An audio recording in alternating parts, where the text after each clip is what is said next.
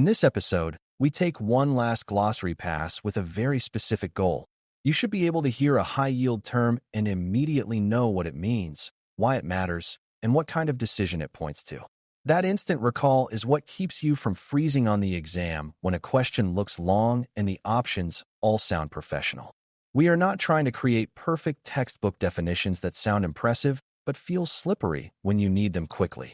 Instead, we are building practical meanings you can carry into scenarios where each term becomes a mental handle for action and judgment.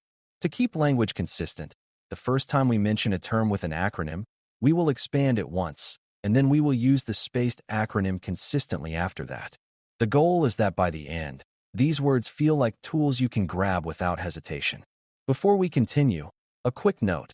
This audio course is a companion to our course companion books. The first book is about the exam and provides detailed information on how to pass it best. The second book is a Kindle-only ebook that contains 1,000 flashcards that can be used on your mobile device or Kindle. Check them both out at cyber.author.me in the Bare Metal Study Guide series. A strong glossary always starts with risk because every other term is a way of naming, sorting, or controlling risk.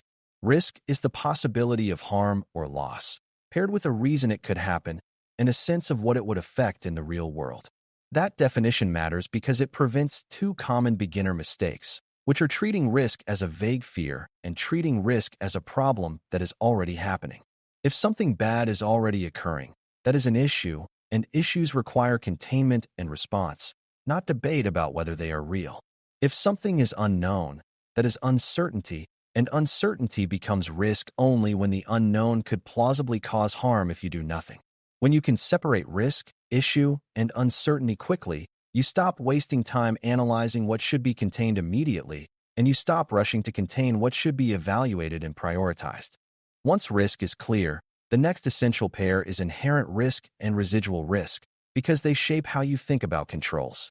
Inherent risk is the level of risk that exists before controls, meaning it reflects the raw exposure of the activity, such as using a model in a high-stakes decision.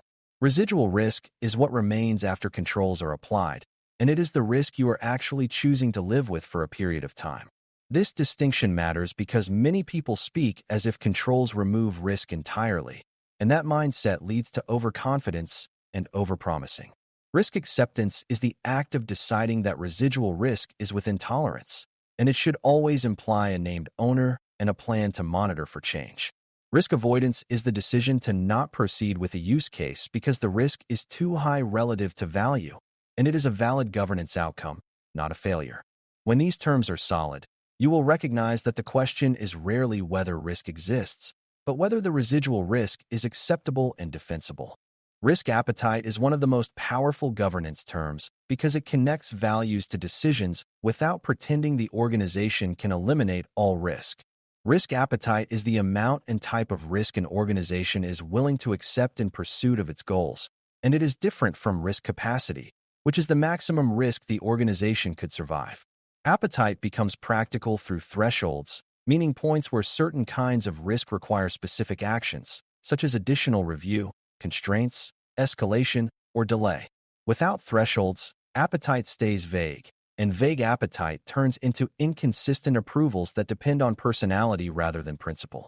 Proportionality is the idea that controls should match the stakes, so high-impact uses face stronger oversight, while low-risk experimentation is not smothered by unnecessary friction.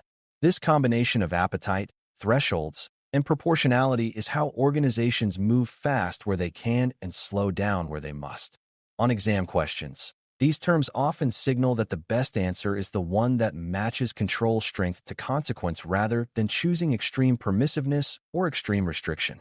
Now connect those foundations to governance, program, and life cycle, because these words are the backbone of the artificial intelligence risk, AAIR, mental model. Governance is the oversight system that sets direction, defines decision rights, assigns accountability, and checks that behavior stays aligned with obligations and values. A program is the operational machinery that makes governance real, including intake workflows, review routines, control selection patterns, reporting habits, and escalation paths. Lifecycle thinking means risk management is not a one-time gate at launch. Because systems change, data changes, and usage expands over time in ways that can increase exposure. When governance is weak, you often see unclear authority, surprise deployments, and confusion during incidents. When program is weak, you see inconsistent processes, checkbox behavior, and teams reinventing controls for each project. When lifecycle is weak, you see drift, scope creep, and problems that emerge months after launch because monitoring and reassessment were not built in. Controls are the practical tools used inside that system, so the term control needs to feel concrete rather than ceremonial. A control is a safeguard that reduces risk, detects problems, or helps correct harm after it occurs, and it should be judged by whether it changes outcomes in practice. Preventive controls reduce the chance of harm, such as restricting sensitive data exposure or requiring review before external release. Detective controls increase visibility, such as monitoring for drift, harmful output patterns, or misuse, so the organization can act before harm spreads. Corrective controls support recovery, such as incident response workflows, remediation steps, and learning loops that prevent recurrence. Control objective is the plain language purpose of a control, and control effectiveness is whether the control actually achieves that purpose under real pressure and real behavior. If a control exists on paper but does not change outcomes, you are looking at checkbox risk, which is a sign that either the control is poorly designed or the program is not enforcing it. Triage is a term that matters because it turns risk awareness into action, especially when you have more risks than time and resources. Triage is the method of sorting risks so you can decide what deserves action now, what must be constrained, what can be monitored, and what can be accepted temporarily. A simple triage lens includes impact, likelihood, and time sensitivity because you need to understand harm size, plausibility, and whether waiting makes the situation worse or harder to reverse. Impact is not only money, because it can include privacy harm, fairness harm, safety harm, and reputational harm, which often create legal and operational consequences. Likelihood should be grounded in context, meaning you judge whether the risk is plausible under normal use, not whether it is theoretically possible. Time sensitivity is crucial because some harms compound quickly, like public trust events or sensitive data exposure, and delaying action increases damage. If you can retrieve triage quickly, you will choose answers that avoid analysis paralysis and move the system into a safer posture while evidence is gathered. Monitoring is a core lifecycle term, and it should be understood as a decision system, not as a dashboard. Monitoring is the practice of watching signals that indicate risk is rising, controls are failing, or model behavior is shifting, and it matters because AI systems can degrade silently over time. Drift is a high-yield term connected to monitoring, and drift is the change in model behavior or performance caused by changes in data patterns, environment, or usage context. Validation is another high-yield term, and validation is the structured evaluation of whether a system is fit for its intended use, not just whether it appears accurate in a narrow test. Key Risk Indicator, KRI, is a metric designed to signal rising risk and trigger action, while Key Performance Indicator, KPI, is a metric designed to signal performance outcomes that can influence risk when performance declines. Thresholds matter here again because a metric without a trigger is only information, and governance requires triggers that move the organization from watching to acting. If you hear monitoring language in a scenario, your mind should jump to ownership, thresholds, and response pathways, not just to measurement. Transparency, explainability, and traceability are easy to confuse, so the final glossary pass should make the differences feel obvious. Transparency is being clear about what a system does, why it is used, and what limitations exist, so people are not misled or falsely reassured. Explainability is the ability to provide understandable reasons for outputs or outcomes, especially when people are affected and deserve clarity about why something happened. Traceability is the ability to reconstruct what happened across time, including model versions, data sources, changes, approvals, and relevant logs, so investigations and audits can be conducted with evidence rather than guesswork. These terms matter because AI incidents and disputes often come down to whether the organization can explain decisions and show due care. They also matter because trust is fragile when people believe an organization is hiding how AI is used, even if the organization believes it is doing the right thing. When you see exam questions that imply regulatory scrutiny, customer complaints, or adverse decisions, these terms often signal that the best answer improves accountability and defensibility, not just technical performance. Accountability is the governance term that connects everything to real people and real responsibility, and it must never be treated as a vague ideal. Accountability means a named owner is responsible for the system's risk posture, for ensuring controls operate, and for making decisions when trade-offs appear. Oversight is the practice of reviewing risk signals and control effectiveness at the right level, including leadership attention when stakes are high. Escalation is the pathway for raising issues quickly to someone with authority to act, especially when harm is plausible and time is sensitive. An incident is an event where harm occurred or could plausibly occur, such as leakage, harmful outputs, unfair decision patterns, or a control failure that creates exposure. Containment is the immediate action to stop additional harm, such as pausing a feature, restricting access, or limiting scope, while evidence is preserved and investigation proceeds. When these terms are solid, you will recognize that the first move in a serious scenario is often to contain and coordinate, not to debate or to produce lengthy documentation before action. Data terms are especially high yield because many AI risks are really data risks expressed through model behavior. Data classification is labeling data by sensitivity, so controls match risk, and it matters because sensitive information requires stronger boundaries. Data lineage is knowing where data came from and how it moved and changed, and it matters because you cannot govern what you cannot trace. Sensitive data includes information that could harm individuals or the organization if exposed, such as personal information, confidential contracts, proprietary strategy, or protected customer data. Personally identifiable information, PII, refers to information that can identify an individual, and it matters because privacy obligations and trust expectations are often triggered by PII exposure. Data minimization is using only what is needed for the purpose, which reduces exposure by reducing how much sensitive material is touched. Retention is how long information is kept, and longer retention often increases risk by extending the window of exposure.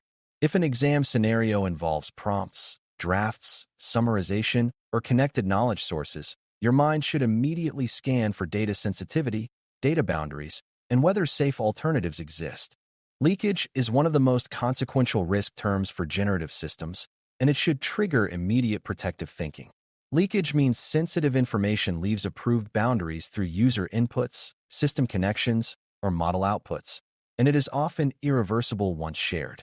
Input leakage occurs when a user provides sensitive information to a tool that should not receive it, often because of convenience and time pressure. Output leakage occurs when the model returns sensitive information, sometimes echoing inputs and sometimes pulling from connected sources or memorized patterns. Confidentiality is the principle that information is accessible only to authorized parties, and leakage is a breach of that expectation even when it is accidental. Safe alternatives are essential here, because telling people not to do something without giving them a workable way to accomplish the task safely usually creates shadow behavior. Monitoring can help detect leakage patterns, but prevention usually requires boundaries, such as restricting data access, limiting tool use for sensitive workflows, and enforcing classification rules at the point of use. Decisioning is a term that should instantly raise your concern level because it signals higher stakes and higher expectations for fairness, accountability, and explainability. Decisioning is when model output influences an outcome, such as approval, denial, prioritization, or intervention, and the risk rises as the model's influence rises. Human oversight is the practice of keeping meaningful human responsibility in the loop, especially when decisions affect people's opportunities, rights, safety, or access to essential services. Automation bias is the tendency for people to overtrust system output because it looks objective or confident, which can cause humans to stop questioning. Fairness is the goal of reducing unjustified differences in outcomes across groups, and bias is the systematic pattern that produces unfair or distorted outcomes, often due to data representation issues or historical patterns. Proxies are variables that appear neutral but are correlated with sensitive attributes, creating unfair effects even when sensitive attributes are not explicitly used. When you see a scenario involving credit, hiring, healthcare, or safety, these terms usually indicate that the best answer introduces boundaries on automation influence, ensures accountability, and strengthens validation and monitoring across relevant populations. Third-party risk is a term you must recall instantly because many organizations rely on vendors for models, platforms, and data services, and vendor reliance creates visibility gaps. Third-party risk is the risk that a vendor's practices, control weaknesses, outages, or contractual terms create harm for the organization or affected individuals. Due diligence is the process of evaluating a vendor before adoption, including understanding data handling, retention, support during incidents, and how changes are communicated.